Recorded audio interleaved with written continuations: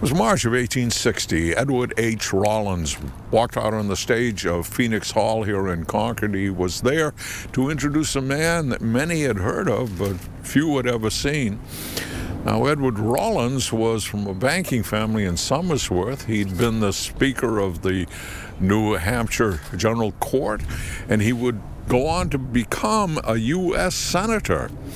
His son would become governor of the state, and the town of Rollinsford would be named for his family. So Mr. Rollins was an important guy. The man he was introducing on the stage that day had come to Concord as an afterthought. He was not here in the state to make speeches. He actually had come to see his son, who was a student at Phillips Exeter Academy. So there'd not been much time to publicize the appearance in Concord, but the national newspapers had been following his movements, and less than a week before he'd given a speech in New York City, which had been very well received.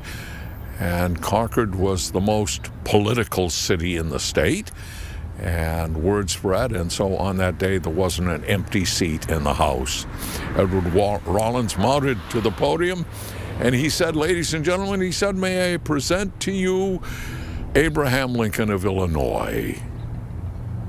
And for the next hour, to quote the Concord city history, the champion of the West spoke as few men had ever spoken on the issues, and he captivated the audience with the power of his logic. The speech made a deep impression.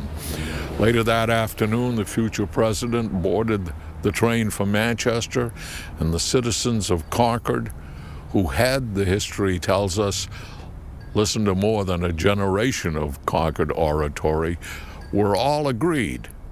They agreed the speech of Abraham Lincoln had been a masterpiece.